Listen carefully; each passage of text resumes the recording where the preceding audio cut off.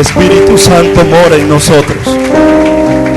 Saluda al que tiene al lado y dígale: hermano, el Espíritu Santo está contigo. Dígaselo. El Espíritu Santo de Dios está contigo. Dios les bendiga, hermanos. El Espíritu Santo está contigo también.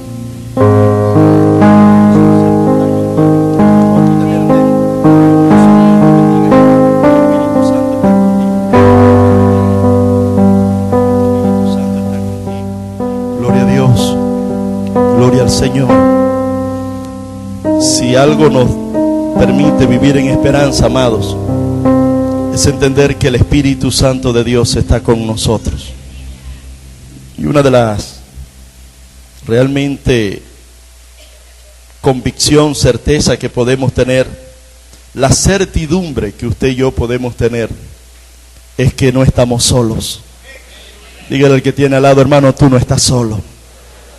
Dígaselo con certeza, con certidumbre, porque los cristianos no vivimos en incertidumbre, los cristianos vivimos en certidumbre. Y la certidumbre es la convicción y la certeza de que no estoy solo, porque Dios está conmigo. El Espíritu Santo de Dios nos ha sido dado, dice el Señor, para que esté en nosotros y con nosotros. Está en usted y con usted. Y a donde quiera que usted vaya, el Espíritu Santo de Dios irá con usted. ¿Cuál es el único requisito que Dios nos ha dejado? Que recibamos a Jesús como nuestro Señor y Salvador, para que el sello de ese Espíritu esté con nosotros. Padres que están en este lugar, cuando usted tiene la garantía de que su hijo tiene al Espíritu Santo de Dios, no importa dónde su hijo se vaya a meter, no importa con quién su hijo ande, donde quiera que está un hijo o una hija de Dios, está sellado por el Espíritu Santo de Dios. Y donde quiera que se meta, los demonios, el mismo diablo, al verlo, reconocen ese sello. Y donde quiera que usted vaya, donde quiera que usted esté, aún con los que usted esté, el diablo y todo principado y todos sus demonios van a mirarlo y van a decir: él está sellado por el Espíritu Santo de Dios y no podemos tocarlo, porque no le pertenece al diablo. Su vida le pertenece al Rey de Reyes y Señor de Señores. Por eso cuando yo le echo la bendición a mis hijos, digo: hijos, tranquilos, porque el que los guarda a ustedes no soy yo, sino el Espíritu Santo de Dios que mora en ustedes y los ha sellado para la eternidad. Y hay una protección, ¿sabe? Aunque usted no lo vea, hay una protección sobre su vida, sobre su hogar y sobre su familia. Pastor, y si algo malo pasa, usted entienda que en Cristo, los que amamos a Dios, todas las cosas nos ayudan a bien. Y no nos pasará nada, al menos que Dios lo permita. Y si Dios lo permite, su voluntad es buena, es agradable y es perfecta, amados. Amén.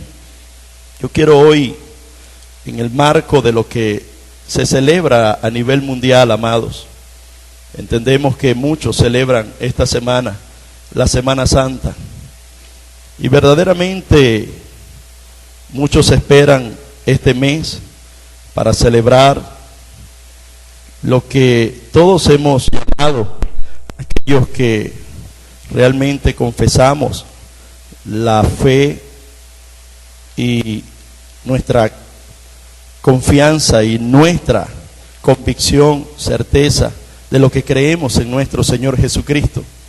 Pero una de las cosas, amada iglesia, que tenemos que entender los hijos de Dios, los cristianos, es que la Semana Santa, para mí, no es una semana en abril.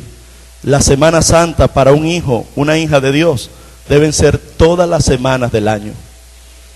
Si usted es un hijo, una hija de Dios, no sea como algunos religiosos, como algunos.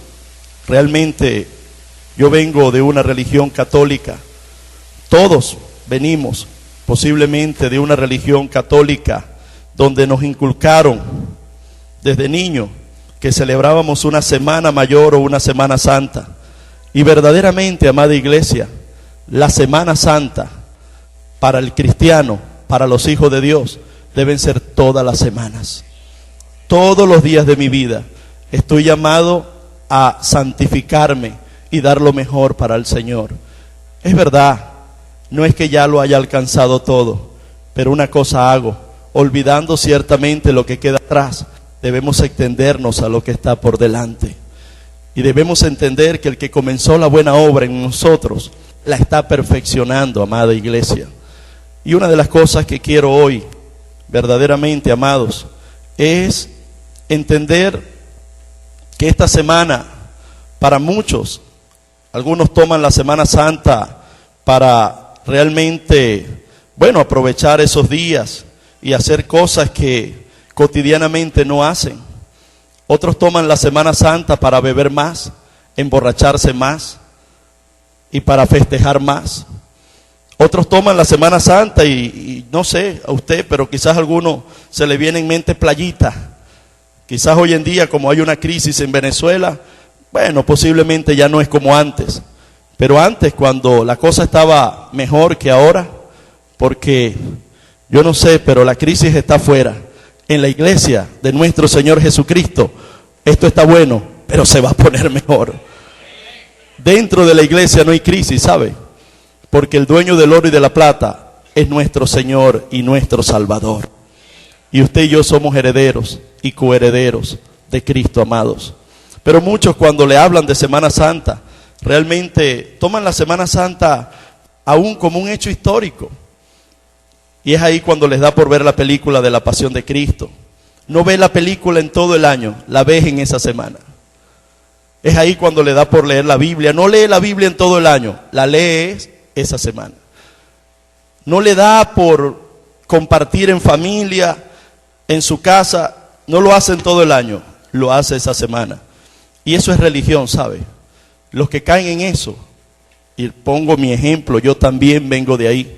Yo vivía de esa manera. También yo era así. Me hablaban de Semana Santa y era cuando yo más quería ayunar. Era en Semana Santa cuando yo quería ayunar. Era en Semana Santa cuando yo quería leer la Biblia. Era en Semana Santa cuando yo quería acercarme más a Dios. Pero el resto de las semanas andaba haciendo las cosas a mi manera. Qué triste es vivir en esa religión. Jesucristo no es religión. Jesucristo es vida y vida en abundancia. Jesucristo no es religión. Jesucristo, amados, es salvación. Y hoy quiero realmente dejarte lo que debe significar para ti y para mí, lo que verdaderamente se conmemora, lo que verdaderamente se celebra.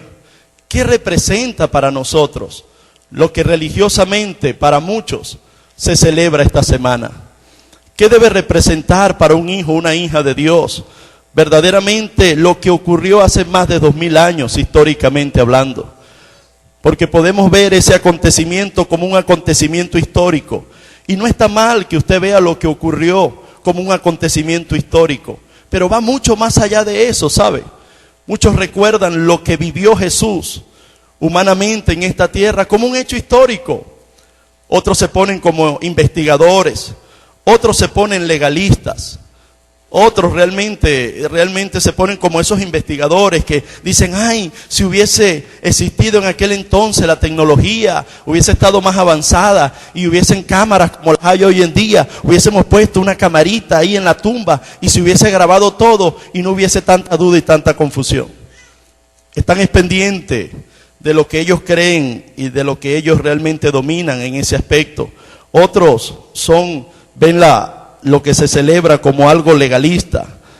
Dicen que realmente la Semana Santa o lo que se experimentó en ese momento, eso nos lleva realmente a hacer y a ver a los demás y a procurar que los demás sean perfectos. Y hace que muchas personas vean lo que Cristo padeció y cómo murió, para que realmente busquemos ver la pajita que tiene el hermano y se nos olvida la viga que puede estar atravesando mi vida. Otros toman la Semana Santa o toman realmente el acontecimiento que se celebra en esa semana como realmente el otro extremo del legalismo, es decir, el libertinaje. Por eso se dice que muchas personas cuando llega Carnaval Muchas personas a nivel mundial agarran en carnaval y de ahí viene realmente lo que se celebra en carnaval. Y realmente es una celebración pagana, pecaminosa. Y saben lo que realmente muchos hacen, que en carnaval disfrutan al máximo, se emborrachan, drogas, licor, parrandas, y eso hacen fiestas, y hacen desfiles, y samba, y de todo hacen. Fornicación, adulterio, orgías, un desastre del diablo, engañando a multitudes. Entonces dicen, vamos a comer y vamos a disfrutar porque después viene la Semana Santa y ahí nos depuramos. Ahí nos vamos a limpiar. Y muchos hacen eso. En carnaval, unos animales. Desde el punto de vista de que comen, se emborrachan, pecado, desastre. Entonces llega Semana Santa y son unos angelitos. Entonces toman la Semana Santa para limpiarse. Amado, y eso no es aprobado por Dios. Porque Dios no te va a ver en una semana, Dios te ve todos los días de tu vida. Y cuando la Biblia nos muestra lo que debe significar para nosotros ese acontecimiento, amado, no solamente verlo como un acontecimiento histórico, sino que es mucho más importante entender realmente qué significa para mí la Semana Santa, qué significa para mí lo que sucede y lo que se celebra realmente, qué es lo que verdaderamente representa para mí lo que sufrió Jesús, quién murió, por qué murió. Muchos estamos más pendientes del cómo. Y estamos pendientes de cómo murió. Y cuántos kilos pesaba. Y cómo caminó. Y cuántas cuadras caminó. Y uno ve hasta Vía Crucis que se hace. Y la primera estación. Y cómo cayó la primera vez. Y cómo cayó la segunda vez. Y cómo cayó la tercera vez. Y eso no es tan importante. Del significado que tienen esas caídas. Del significado de esos latigazos. Del significado de esa corona de espina, del significado de ese sufrimiento a mi vida. La pregunta no es cómo, la pregunta es por qué. ¿Por qué Jesús murió en una cruz? ¿Por qué siendo Dios se hizo como un siervo, como hombre, para padecer y morir de manera tan humillante? ¿Por qué aceptó esos latigazos? ¿Por qué siendo Dios pudo haberlos matado a todos? ¿Por qué resistió? ¿Por qué se humilló? ¿Por qué Jesús prefirió morir de esa manera en una cruz cuando la Biblia, la historia hebrea nos enseña que morir en una cruz para ese entonces era una maldición total? Todo aquel que moría en una cruz era maldito. Esa era la costumbre hebrea. Esa era la tradición. ¿Cómo Jesús pudo haber muerto de otra manera? Pudo haber muerto de un infarto, pudo haber muerto de un derrame cerebral, pudo haber muerto, no sé, navegando en el mar de Tiberias y se ahogó. Pero ¿por qué murió de esa manera? Porque estaba escrito que tenía que morir, padecer todo lo que el pecado realmente origina. El pecado trae consecuencias, iglesia. Vuelvo a repetirte eso porque algunos no entienden. Algunos se aferran al amor de Dios y es verdad, el amor de Dios es grande. Algunos se aprovechan del amor de Dios para seguir pecando. Es verdad, aunque tú seas infiel, Dios nunca va a dejar de ser fiel. Él nos va a seguir amando. Porque la Biblia dice que Dios amó tanto al mundo que ha dado a su Hijo unigénito para que todo aquel que en Él crea no se pierda, mas tenga vida eterna. La Biblia dice que el amor de Dios cubre multitud de pecados. Eso es verdad. Pero también es verdad que Dios te perdona a ti y a mí. Pero las consecuencias del pecado lo tenemos que vivir. Lo que Dios no puede hacer es darte un indulto o realmente exonerarte las consecuencias de tu pecado y de mi pecado. La Biblia dice que Él nos perdona, pero las consecuencias las tenemos que vivir. ¿Cuántas personas hoy viven en miserias, en desgracias, en oscuridad. Lamentablemente, porque se aprovecharon del amor de Dios y no entienden que aunque el amor de Dios perdona, las consecuencias las tenemos que vivir. ¿Cuántos hijos hoy no son lo que son por culpa del pecado de los padres? ¿Cuántos errores no cometen tantas personas por culpa del pecado de otros? ¿Cuán mal está nuestro país? ¿Ustedes creen que lo que vive Venezuela por casualidad? ¿Ustedes creen que los niños que han muerto, que hoy murieron, que ayer murieron, que antier murieron, ustedes creen que los que han muerto de sobredosis, los que han muerto por secuestros, por atracos, por hurtos, por robo, los que hoy se están contaminando de SIDA, los que hoy tienen papiloma humano, mujeres que son contaminadas con papiloma humano, los que hoy han perdido un ojo, un brazo, una pierna, los que hoy han perdido la vida, ¿ustedes creen que eso viene de Dios? Eso viene del diablo, por culpa del pecado de la humanidad. El pecado trae desgracia, iglesia. El pecado trae tristeza. El pecado trae frustración. El pecado estanca. Pero por no entenderlo, amados, vemos cómo hay personas que por no entenderlo o por no quererlo entender, siguen sumergidas, haciendo lo que creen que está bien, y a lo bueno le llaman malo, y a lo malo le llaman bueno. Por eso nos interesa saber por qué Jesús murió en la cruz. No es celebrar una semana y ya pasó la Semana Santa y después. No es ayunar un sábado y ya y después. Seríamos una pobre iglesia que solamente ayunaríamos un sábado porque es Semana Santa. Aquí ayunamos todos los sábados, ¿sabe? Y está invitado todos los sábados. Aquí hay ayunos donde intercedemos, donde oramos. Y los que pueden venir, gloria a Dios. Y los que no pueden venir, pueden ayunar en sus casas. Me impactó mucho, amado. Y ahí es donde yo veo el poder de la resurrección. El poder del Espíritu Santo. Dos hechos que Dios me muestra esta semana. Una, que el día viernes a las 5 de la tarde recibo una llamada de uno de los gerentes generales de la ferretería Bicolor. Eso significa que la semilla se siembra. Y aunque yo duerma o esté despierto, esa semilla cuando se siembra algún día germinará y dará su fruto. Pero la palabra de Dios nunca será en vano. Hemos predicado en este barrio a muchos jóvenes. Le hemos predicado, han pasado muchos por aquí. Y creerán muchos de ellos, nos burlamos, no, ya no voy más a la iglesia. No, hermano, no depende de Omar, no depende de ti, depende del Espíritu Santo de Dios. Y cuando la palabra es sembrada, pueden pasar 1 año, pueden pasar 10 años, pueden pasar 50 años, pero si Cristo sembró esa palabra va a germinar y va a dar su fruto y va a glorificar al que la sembró. No es en vano, iglesia. Predicar el evangelio no es en vano. Porque la palabra es de Dios. La palabra es de Dios. Y Dios nunca, su palabra nunca va a regresar vacía. Y me llama uno de los gerentes generales, de los dueños, y me dice, Omar, quiero pedirte un favor. Dígame, Señor.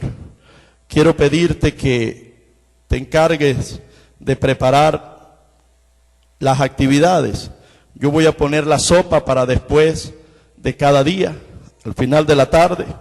Quiero brindarle sopa a comida a todos los trabajadores, pero me gustaría que tú te encargues de que en Bicolor todos los trabajadores ayunemos lunes, martes y miércoles. Bendito es el Señor.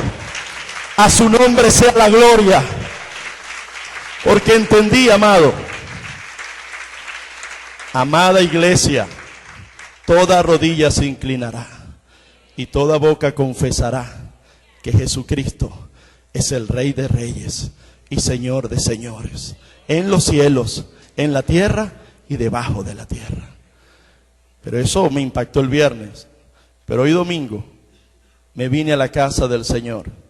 Me senté habitualmente donde me siento Y hace unos minutos, antes de subir acá, llega un hermano, me saluda, y cuando yo lo veo, yo digo, Señor, realmente lo que se ha invertido en la estructura del nuevo templo, eso no es nada, ni todo lo que vamos a seguir invirtiendo humanamente, eso no se compara. Cuando usted vea ese templo glorioso y usted vea todo lo que Dios está haciendo ahí, gócese en el Señor porque es su fidelidad. Pero eso no se compara con un alma que se ha ganado para el Señor. ¿Y sabe por qué le digo esto? Porque todo lo que se ha invertido ahí no es nada para ver hoy a uno de los constructores que Dios usó para hacer los pisos, para hacer realmente lo que hemos venido haciendo, el tanque subterráneo. Llegó, yo lo conozco, pero cuando lo contrató el Señor, yo dije, Señor, dame el honor, dame la bendición de que un día constructores y todo lo que tú traigas a este lugar a construir, a servirte a ti, Señor, que lo principal sea recibido por ellos, y es que te tengan a ti en su corazón como el único Señor y Salvador de su vida. Y el tenerte aquí, amado hermano Ender, y venir a la casa del Señor, eso muestra que Cristo está en tu corazón, porque no es del que quiere ni del que corre, es de quien Dios tiene misericordia. Así que, iglesia, ¿por qué les digo esto como introducción? Porque si Jesús no hubiese muerto en la cruz hace más de 2000 años, entonces vana sería nuestra predicación. No tendría sentido que nos reunamos todos en este lugar. No tendría sentido que lo adoremos. Yo estoy seguro que cada uno tiene un testimonio que dar. Yo estoy convencido que si usted está aquí, es primera vez que viene a la iglesia, prepárese, porque usted es un testimonio vivo de lo que Dios ha hecho y seguirá haciendo en su vida. Pero cada uno sabe y ha visto el poder de esa resurrección que actuó en Jesús, también ha actuado en mí y ha actuado en usted. ¿Sabe usted? Yo estábamos muertos en delitos y pecados, pero Cristo nos resucitó. Cristo nos dio vida juntamente con Él. Y cuando uno entiende esto, amado, uno tiene que entender entonces qué ocurrió. Lo primero que tenemos que entender, ¿por qué Jesús muere en la cruz? Más que traerte hoy una prédica, yo quiero reflexionar hoy contigo. ¿Por qué para nosotros no es una semana? Debe ser todos los días. ¿Por qué cada segundo debemos celebrar lo que ocurrió? Lo primero que tenemos que entender es que el viernes fue el día de la muerte de Jesús y el domingo fue el día de resurrección. Eso decimos que todos tenemos un viernes de muerte. Pero gloria a Dios por nuestro Señor Jesucristo, porque el mismo que murió, resucitó. Y aunque tengamos un viernes de crisis, un viernes de muerte, un viernes negro en Venezuela, hay un viernes de muerte. Pero cuando hay un viernes de muerte, hay un domingo de resurrección, amados. En mi vida hubo un viernes de muerte, pero vino un domingo de resurrección. Y es lo que celebramos todos los domingos. Fíjense que no lo hacemos una semana. Todos los domingos, el primer día de la semana, tiene que ser para nosotros un domingo de resurrección. Lo mejor para el Señor todos los días. Lo mejor, amados, porque Cristo muere en la cruz. El viernes, cuando Jesús murió, venció el pecado.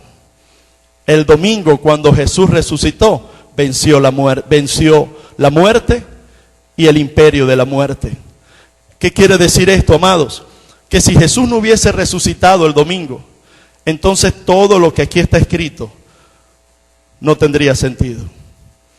¿Qué significa la resurrección de Jesús para nosotros los cristianos?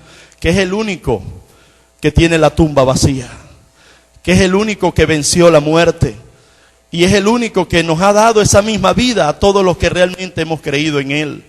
Cuando Jesús muere en la cruz, lo primero que tenemos que entender es lo que realmente significa eso para nosotros. ¿Qué significa para el cristiano que Jesús muera en la cruz? Amado, usted sabe que cuando Jesús murió en la cruz, ahí se produjo un acto que podemos llamar la redención. La redención. ¿Qué es la redención? La redención es un acto, amado, que liberta. Es un acto que aquel que está preso, aquel que está cautivo, aquel que está en cadenas, atado. Cuando Jesús muere en la cruz, lo primero que hizo fue que nos dio una salvación juntamente con Él, porque venció el pecado. Usted y yo éramos esclavos del pecado. Usted y yo no teníamos esperanza. Usted y yo realmente siempre hemos sido pecadores, nacimos por naturaleza pecadores. Y no había forma de vencer ese pecado. Por mucho esfuerzo humano, por mucho sacrificio humano, no había manera de hacerlo. ¿Por qué? Porque no puede morir alguien pecador como yo por mí para librarme del pecado. La única manera era que muriera alguien que no tuviese pecado. Por eso la Biblia dice que Jesús fue 100% hombre, igual que usted y que yo, pero con una gran diferencia, que Él nunca pecó. Y el que nunca pecó tenía que morir por los pecados de toda la humanidad. Lo primero que ahí podemos ver es la doctrina de la redención. Hay personas nuevas que vienen por primera vez. Si usted quiere aprender más acerca de lo que es la redención, tenemos la escuela de teología. Usted puede conocer mucho más y ampliar el conocimiento de lo que significa esa redención. Yo quiero ser objetivo y quiero dejarle una enseñanza general para que usted entienda lo que significa para nosotros celebrar todos los días la Semana Santa, celebrar todas las semanas la Semana Santa. ¿Por qué le digo que no es una semana, que es todos los días? Porque tenemos que ver ese acontecimiento no como un hecho histórico, sino realmente qué significó eso que pasó hace más de 2000 años en mi vida. Cómo eso sigue afectando mi vida, cómo eso puede afectar la vida de mi vecino, cómo ese acontecimiento afecta la vida de mi familia, de mis hijos. Porque muchas veces lo vemos como que, bueno, fue un hecho histórico y ya está. No, cómo eso puede de una manera directa afectar mi vida, cómo eso influye en mi vida, cómo eso puede influir la vida de los venezolanos, la vida de todo aquel que hoy está en tinieblas y en pecado. No mire al lado, mire lo que puede hacer en usted, porque hemos sido mal enseñados. En la vida vemos lo que a otros les pasa, vemos lo que otros hacen, pero yo creo que cuando se trata de lo que Cristo hizo en la cruz, no tengo que verlo por el otro, porque Dios no tiene sobrinos, ¿sabe? Dios no tiene nietos, Dios no tiene suegros, Dios no tiene suegras, Dios no tiene hermanas, Dios tiene hijos. Y para entrar al reino de Dios tenemos que entrar como hijos. Eso significa que aunque papá sea un hombre de Dios, mi hijo está llamado a creerle a Dios, porque Dios no lo ve como el nieto, Dios lo ve como un hijo también. Y hay muchos hijos que se amparan en las oraciones del padre, de la madre, y eso no está mal. Hay muchos hijos que cuando ven al papá orando o a la mamá leyendo la Biblia dicen, bueno mamá, lee la Biblia por mí que ya con eso me basta. No, Dios quiere que tú también leas la Biblia. Dios quiere que tú también le busques. Dios quiere que tú también le conozcas. Porque la salvación es unipersonal. La salvación no es grupal, ¿sabe? La salvación es unipersonal. Y tiene que ser un trato y una comunión personal entre usted y nuestro Señor Jesucristo. La salvación, lo primero que hizo fue realmente perdonar nuestros pecados. Cuando la palabra de Dios nos enseña que hubo una redención, es decir, Jesús muere en la cruz para redimirnos de todo pecado, para libertarnos de todo pecado. La palabra redención significa eso, darnos libertad. ¿Y libertad de qué? Del pecado donde usted y yo nos encontrábamos. Ahora, ¿en qué nos tenía esclavizado ese pecado? Lo primero es, saque la cuenta desde que usted nació. ¿Cuántos pecados? Multiplíquelo por los días de vida que usted tiene. Usted tiene que reflexionar. Usted no puede ver la Semana Santa como algo histórico. Mire de lo que Dios lo libertó a usted. Saque la cuenta desde que usted nació. Y diga, desde que yo nací tengo uso de razón, mis pecados diarios. Póngale que usted meta, 3 pecaditos diarios. Porque hay algunos que pueden ser 30, 300. Pero póngale 3. 3 diarios por 7 son 21 pecados. Por los años de vida que usted tiene, ¿cuántos miles o millones de pecados usted se ha echado? ¿En serio, amado? Ahora, lo primero que Jesús hizo fue que nos perdonó todos esos pecados, aunque sean millones, ya Jesús lo perdonó si usted ha creído en Él. Y le voy a decir algo mejor: si usted llega a 100 años, imagínese cuántos pecados más se van a sumar. Pero antes de cometerlo, si usted le creyó a Él y Él es su Señor y Salvador, Él es el Dios que perdona los pecados antes de que sus hijos lo cometan. Si no, pregúnteselo a Pedro, que no le había negado cuando ya Jesús lo había perdonado. Tremendo nuestro Dios, ¿verdad? Yo creía que usted iba a aplaudir ahí, ya veo que usted no ha sido. Miren, le voy a decir algo. ¿Por qué le pedí que aplaudiera? Porque usted y yo hemos metido más la pata.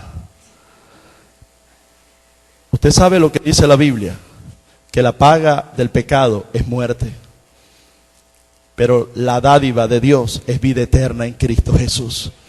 Más que condenarnos, nos dio vida en Cristo Jesús. Por eso le pedí que aplaudiera, porque usted y yo estoy seguro que hemos cometido pecado. Y Él ha perdonado los pecados, pero no solo perdonó sus pecados, no solo los perdonó, amados, no solo perdonó su pecado, sino que la Biblia también dice que Él pagó un gran precio. Él pagó un gran precio para perdonar esos pecados. Vaya conmigo rápidamente a Isaías capítulo 53. Y no fue cualquier precio, iglesia.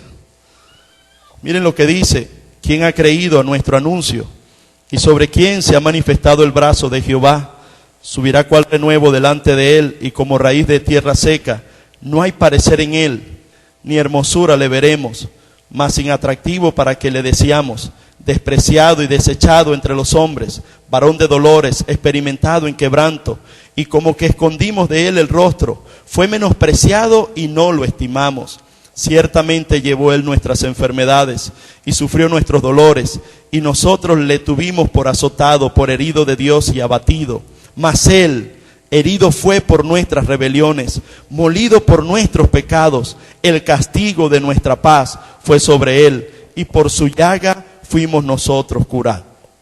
Todos nosotros nos descarriamos como ovejas, cada cual se apartó por su camino, mas Jehová cargó en Él el pecado de todos nosotros.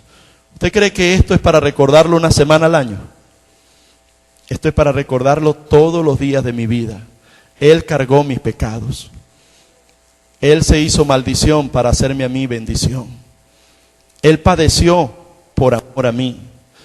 Por eso es que hoy la reflexión es que usted entienda, lo primero que hizo esa redención fue perdonar tus pecados. Y para perdonar nuestros pecados, mira lo que Jesús padeció. Pero no solamente bastó con eso, amado. No solamente se conformó con eso, sino que también trajo libertad a nuestras vidas. La redención perdona mis pecados. La redención me muestra el sufrimiento de Jesús que merecía yo, lo pagó Él por mí. La redención también me hace entender que yo hoy soy libre. Por eso ninguna condenación hay para los que están en Cristo Jesús. Por eso mi libertad ahora no tiene precio. ¿Y cómo ocurrió esa libertad? Yo quiero que vayan conmigo a Primera de Pedro, ahora rápidamente. ¿Cómo fue esa libertad que usted ahora tiene? ¿Cómo fue? Primera de Pedro, capítulo 1.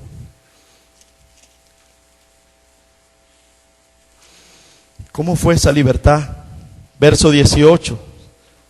Primera de Pedro, capítulo 1, verso 18. ¿Cómo fue esa libertad que ahora tenemos? Sabiendo que fuiste rescatado de vuestra vana manera de vivir, la cual recibiste de vuestros padres, no con cosas corruptibles como oro o plata, miren esto, sino con la sangre preciosa de Cristo, como de un cordero sin manchas y sin contaminación.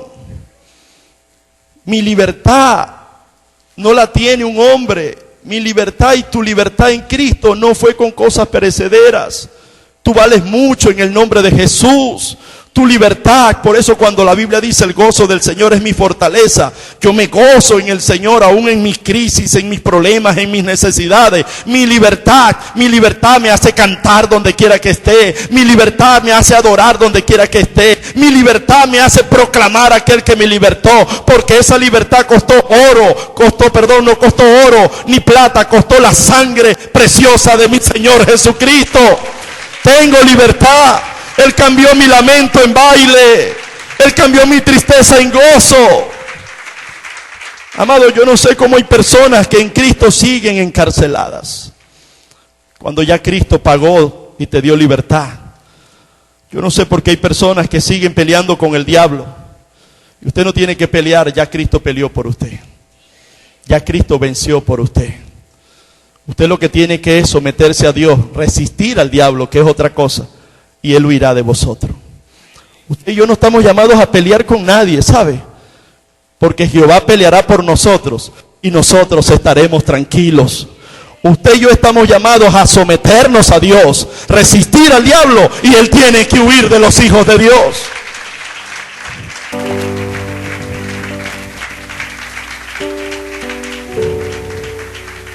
Colosenses capítulo 2. Yo lo que he venido es a recordarles a algunos teólogos que están aquí y enseñarles a otros lo que significa para nosotros ese gran acontecimiento. No es solamente un hecho histórico, es cómo influye eso que pasó hace más de 2000 años en mi vida. Perdonó mis pecados esa muerte, venció la muerte, su resurrección, y ese mismo poder de resurrección hoy me da libertad, y esa libertad tiene que ser todos los días. ¿Y de qué me libertó? Colosenses capítulo 2 verso 13. Y a vosotros, ¿de qué me libertó? Y a vosotros, es decir, ustedes, estando muertos en pecados y en la incircuncisión de vuestra carne, os dio vida juntamente con Él, perdonándonos todos los pecados, anulando el acta de los decretos que había contra nosotros, que nos era contraria. Se dan cuenta que no es una simple Semana Santa. Se dan cuenta que esto no es religión. Estaba anulando lo que ocurrió en esa cruz. Estaba anulando el acta de los decretos que había contra nosotros. El diablo nos tenía esclavizado. El diablo nos acusaba. El diablo tenía esclavizado a mi familia, a mis hijos. El diablo tenía la humanidad en sus manos. Pero cuando Cristo muere en la cruz, Cristo vence el imperio del diablo. Cristo vence al mismo diablo, porque lo dice su palabra. Mire lo que dice, que nos era contraria el acta, quitándola de en medio y clavándola en la cruz, y despojando a los principados y a las potestades, los exhibió públicamente, triunfando sobre ellos en la cruz del Calvario. Bendita palabra del Señor, amada iglesia. Esto no es cualquier cosa. Ahora, si hay alguien que no tiene a Jesús como su Señor y Salvador, lo ve como cualquier cosa. Va a decir, no, este es emocionalista. Este que está hablando ahí, habló muy bonito, pero no me convence. Es que yo no estoy aquí para convencerte. Porque el único que convence de pecado es el Espíritu Santo de Dios. Yo estoy aquí para decirte el poder de resurrección que ocurrió en mí. ¿Y cuál es, pastor? Que yo antes estaba muerto en delitos y pecados, que yo antes era un borracho, que yo antes era un adúltero, que yo antes era un desordenado, que yo antes era una persona que no tenía temor de Dios. Pero cuando el mismo Espíritu Santo que resucitó a Jesús de entre los muertos llegó a mi corazón, resucitó este corazón, y pasé de la oscuridad, de las tinieblas, a la luz admirable. Pasé de ser un borracho a ser un pastor del reino de los cielos. Eso es lo que hace el poder del Espíritu Santo de Dios. No importa la miseria que tú puedas estar viviendo hoy, donde abunda el pecado, sobreabunda la gracia de Dios. Por eso yo predico con pasión, porque es el poder del Espíritu Santo de Dios. ¿Sabe? Por eso apedrearon a Esteban. Por eso mataron a Esteban. Porque cuando le decían a Esteban, cállate, porque no queremos oír lo que tú hablas de ese Jesús, Esteban le dijo, si quieren mátenme, pero yo tengo que testificar lo que Cristo ha hecho en mi vida.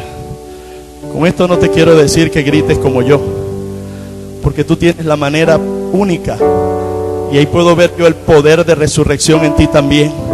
Ahí puedo ver la multiforme gracia de Dios. Ahí puedo ver el amor de Dios, que el Dios que me usa a mí a esta manera te va a usar a ti sentado ahí en esa silla. Te va a usar a ti aún en silencio. Te va a usar a ti como quiere usarte Dios.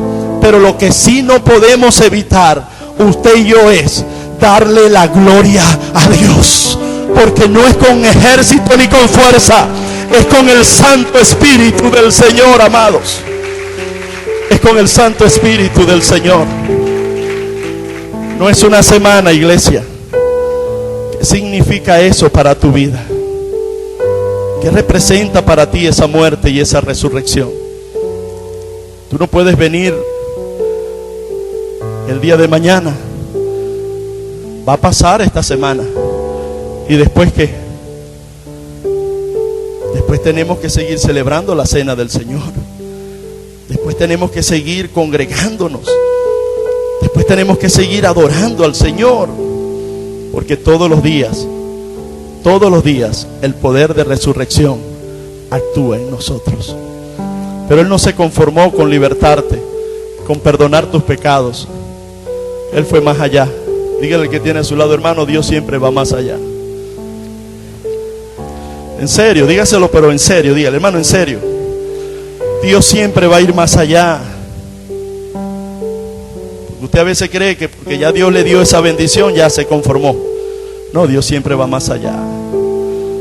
Usted cree que porque ya Dios lo sanó, ya Dios ya no me va a dar más nada. No, le dio fueron los trailers. La película de Dios todavía usted no la ha vivido.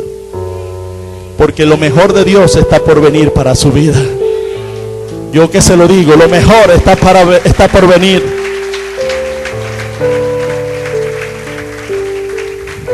Quiero que vayan conmigo a Gálatas capítulo 4.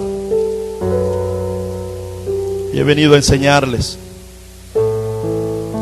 porque el Señor quiere que su iglesia crezca en sabiduría, en conocimiento de la palabra. No es una semana, iglesia. Gálatas capítulo 4, miren, Dios fue más allá. Perdonó mis pecados, me libertó, sufrió por mí. Pero miren lo que hizo después. Miren lo que representa ese gran acontecimiento. No un acontecimiento histórico, es lo que Él hizo y sigue haciendo por mí.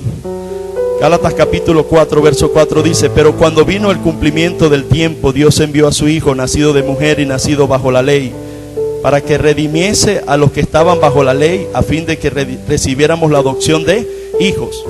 Y por cuanto sois hijos, Dios envió a vuestros corazones el espíritu de su Hijo, el cual clama: Abba, Padre. Así que ya no eres esclavo, sino, y si hijo, también heredero por medio de. ¿Saben lo que eso significa? Y ahí viene la doctrina de la adopción. Tú eras un esclavo. Yo sé que algunos van a decir: me ofendió el pastor. Lo dice la Biblia. Usted y yo éramos unos esclavos. Usted y yo éramos miserables. Usted y yo éramos bastardos. Usted y yo no valíamos nada, ¿sabía? En las manos del diablo, para destrucción. Pero Él no solo muere en la cruz por nuestros pecados, padece por nuestros pecados, nos da libertad, nos sacó de ese mercado de esclavos.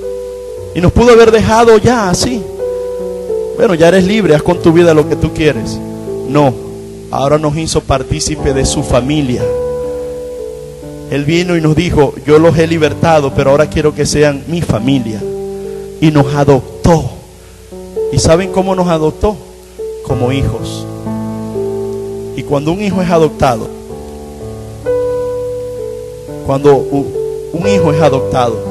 lo primero que ocurre es que comienza a ser parte de la familia de Dios.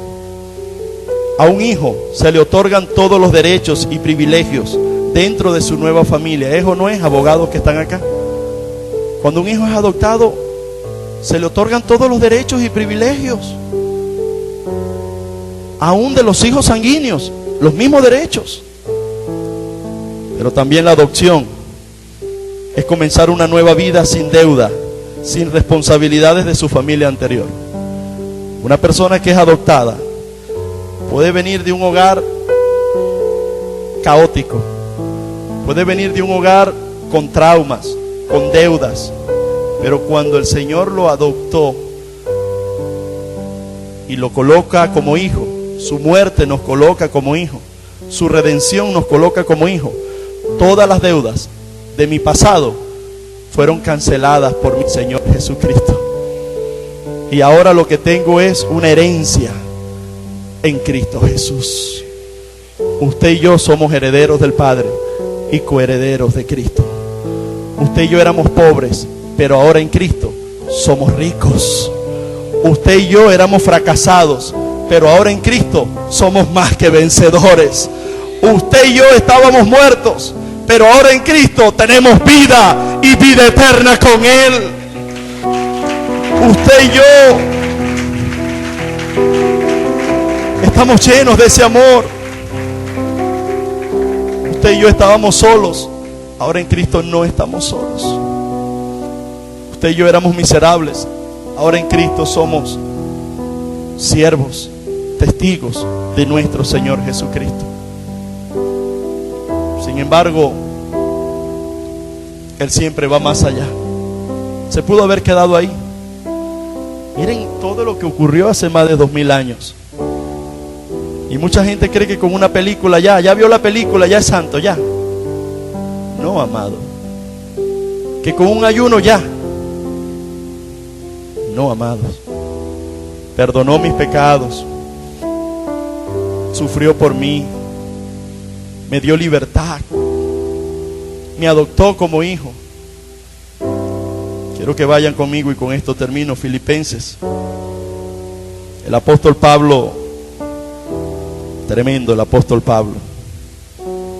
Pablo lo entendía tal cual como se lo trato de explicar hoy. Miren cómo Pablo en el verso 9, Filipenses capítulo 3, verso 9, de manera magistral, Pablo dice estas palabras a partir del verso 8. A partir del verso 8. Cuando Pablo entendió, miren, ojalá y usted hoy pueda entender esto.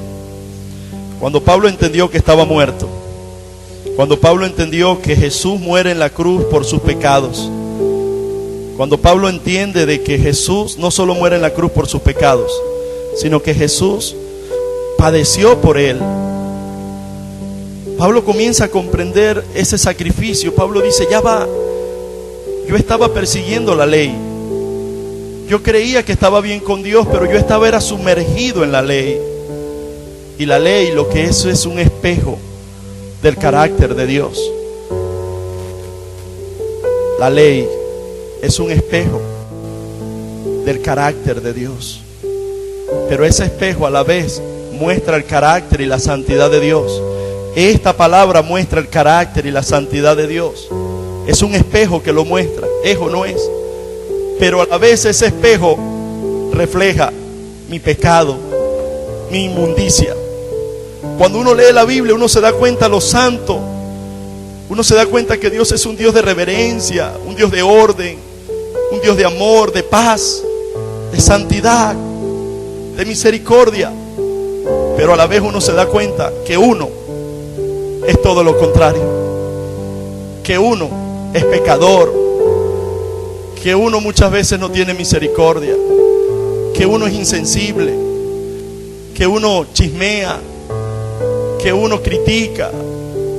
Que uno a veces desea lo malo hasta para un familiar. Entonces por eso la Biblia fue dada, la ley fue dada, para mostrar la santidad, el carácter de Dios, lo bueno que Dios es, y a la vez mostrar lo malo que yo soy. Entonces Pablo, entendiendo eso, Pablo dijo, yo estaba sumergido en la ley, pero yo no entendía que la que es buena es la ley, es la Biblia, es la palabra. Yo soy malo. Pablo creía que él era más bueno que Esteban.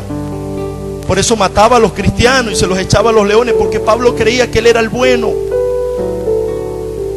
Y ese es el problema de mucha gente que se cree que es tan bueno, que se cree que no necesita a Dios. Y miren lo que Pablo dice. Cuando Pablo entendió que Jesús murió en la cruz, que Él murió por los pecados, Pablo escribió esta carta en la cárcel. Y la escribió 30 años después que Jesús lo derribó del caballo rumbo a Damasco. 30 años después, Pablo termina esta conclusión a la iglesia de Filipo. Pablo dice en el verso 8 de Filipenses capítulo 3: y ciertamente aún estimo todas las cosas como pérdidas por la excelencia del conocimiento de Cristo Jesús, mi Señor, por amor del cual lo he perdido todo y lo tengo por basura para ganar a Cristo. Pablo entendía de que ya va, todos mis conocimientos, todo mi renombre, todo mi dinero, eso no me va a dar la vida que yo ya ahora tengo. Nada de eso me da la satisfacción que Jesús me ha dado. 30 años después Pablo lo escribe. Pablo era un hombre leído, ¿sabe? Ninguno de nosotros, con todo respeto, conocía más la Biblia, por lo menos el Antiguo Testamento, que el apóstol Pablo. Por eso cuando yo veo personas que se jactan, yo sí soy teólogo, y ven a los demás así, yo sí tengo experiencia pastoral. Oye, tú eres salvo y yo soy salvo gracias al sacrificio de Jesús en la cruz hace más de 2000 años. Mira, tú y yo tenemos esperanza gracias a toda esa humillación y a toda esa miseria que Jesús vivió. Tú y yo tenemos vida, y vida en abundancia, gracias a ese precio que Jesús pagó. No hay conocimiento, no hay título, no hay dinero, no hay ropa, no hay marcas. Por eso aquí hay algo tremendo, y es un misterio, que cuando Dios perdona a alguien, no importa la trayectoria, el estatus, Él lo hace y punto. Es un regalo de Dios. Pablo dice eso: todo lo doy como pérdida. Amado, qué bonito sería que todos lleguemos a esta conclusión. ¿Sabe qué es bonito? Que ahí donde usted está, usted diga verdaderamente: todo, Señor, yo lo doy como pérdida con tal de tenerte a ti. Señor, yo te doy gracias por todo lo material que tú me has dado, gracias por todos los hijos, la familia. Pero ¿sabe qué es lo que Dios quiere? Que todos lleguemos a esta conclusión: Señor, pero nada se compara a ti. Por eso un cristiano en Venezuela, en medio de lo que estamos viviendo, si llegamos a esta conclusión, tenemos que decirle a Dios: Señor, todo lo doy como pérdida. Esta crisis arrasó con mi negocio. Esta crisis, Señor, ha arrasado con tantos lujos, tantas cosas que yo antes me daba, que yo hacía.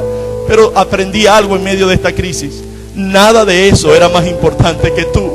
Lo que no va a hacer el presidente de esta nación, lo que no puede hacer un partido político de esta nación, lo que no puede hacer nadie en esta nación, absolutamente nadie, es quitarme el gozo de mi salvación, es quitarme el amor que me cubre, es quitarme la adoración que tengo con el Señor. No importa que fuera de mí esté pasando un ciclón y estén pasando cosas muy difíciles, pero esto que hay dentro de mí, todo lo doy como pérdida, Señor, con tal de tenerte a ti, porque tú eres mi gozo, tú eres mi alegría, tú eres mi esperanza, Señor. Cuando usted comienza a vivir de esa manera, usted va a ver lo que Dios va a hacer. Usted va a ver el poder de resurrección en su vida. Pablo sigue diciendo, el verso 10, miren esto. El verso 9 dice: y ser hallado en Él, no teniendo mi propia justicia, que es por la ley, sino la que es por la fe de Cristo, la justicia que es de Dios por la... Es decir, ¿sabe qué es lo que Pablo está hablando ahí? De una doctrina llamada la justificación. Pablo entiende: hey, no es mi propia justicia, no es mi propia santidad, no son mis propios méritos, es por la fe que yo tenga en Jesucristo. Cuando yo creo en Él, ya Él lo pagó todo por mí.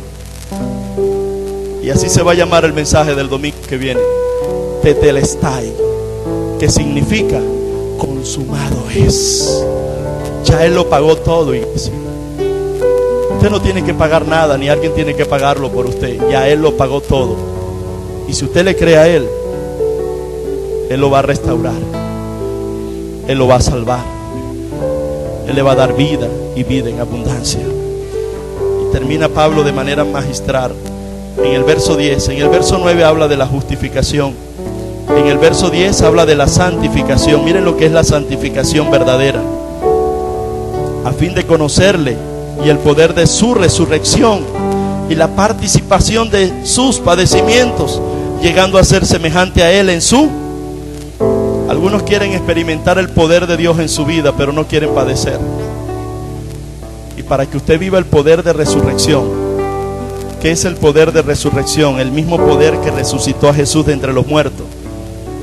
Es el mismo poder que se manifiesta en nosotros. Para usted vivirlo, usted no lo va a vivir en tiempos buenos, usted lo tiene que vivir en los tiempos más difíciles de su vida. Usted no ve que en un funeral, cuando una madre cristiana está velando a su hijo, usted no ha llegado a esos lugares donde usted dice: Dios mío, ¿qué puede darle fuerza a esta mujer que está ahí serena? El poder de resurrección. Usted no ve que cuando un cristiano ha perdido todo, como este hombre que sacó el himno, tengo paz en mi ser. Usted lo puede ver en internet en su casa. Tengo paz en mi ser. Perdió todas sus riquezas. Envió a sus hijas en medio del dolor y el barco naufragó y murieron sus hijas. Y sin embargo compuso un himno llamado Tengo paz en mi ser. Estoy bien, gloria a Dios. ¿Qué motivó a ese hombre a componer eso? El poder de resurrección. Usted no ve que cuando una persona ha sido fracasada en cualquier área de su vida, porque yo sé que aquí hay muchos que hemos fracasado, y de pronto nos levantamos al otro día en la mañana y la gente dice: pero bueno, este en vez de estar acostado en esa cama, echado ahí, se levantó. ¿Sabe lo que nos levantó? El poder de resurrección. Porque aquí la Biblia enseña que es la santificación. ¿Usted sabe qué es lo que a usted y a mí nos hace más santos? No los momentos buenos, los momentos malos. Mire, agárrela porque de pronto no lo va a escuchar más nunca. Usted sabe que los momentos más difíciles de su vida, Dios los usa para santificarlo más a usted delante de Él. Usted sabe que cuando una persona se emborracha y tuvo un accidente y perdió un ojo y una pierna, en ese sufrimiento es cuando más santo se convierte a Dios. Usted sabe que cuando un padre es con un corazón duro y no quiere saber nada de Dios, en su mayoría, cuando han perdido un ser querido o algo que no esperaban, es cuando más comienzan a buscar de Dios.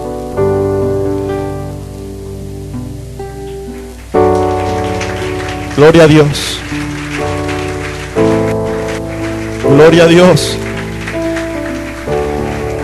Porque ninguno quiere sufrir. Usted sabe que lo que le estoy diciendo está ocurriendo en Venezuela. El sufrimiento que ha traído la crisis venezolana, Dios lo está usando para que muchos venezolanos hoy estemos sumergidos en los pies del Señor. Pablo termina diciendo el verso 11. Miren lo que primero nos habla de la justificación en el verso 9, en el verso 10 de la santificación, pero en el verso 11 miren cómo termina Pablo: si en alguna manera llegase a la resurrección de entre los muertos. ¿Sabe lo que eso significa? La glorificación.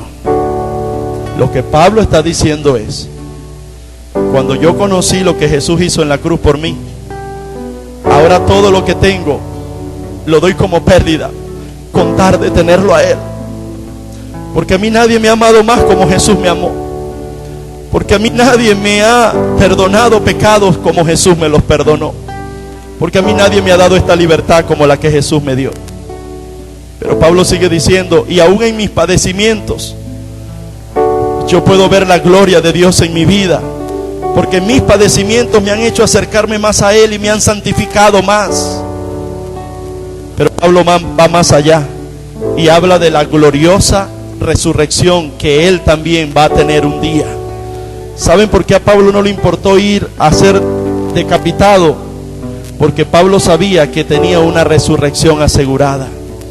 ¿Sabe por qué Pablo le dice a la misma iglesia filipense: para mí el vivir es Cristo y el morir es ganancia? Porque Pablo sabía que tenía una resurrección asegurada. Amado hermano, cuando tú sabes que tienes una resurrección asegurada, no importa lo que venga, pero ese cuerpo, en cualquier estado que esté un día, Cristo lo va a resucitar, Cristo lo va a levantar. La muerte no vence al cristiano, Cristo venció la muerte.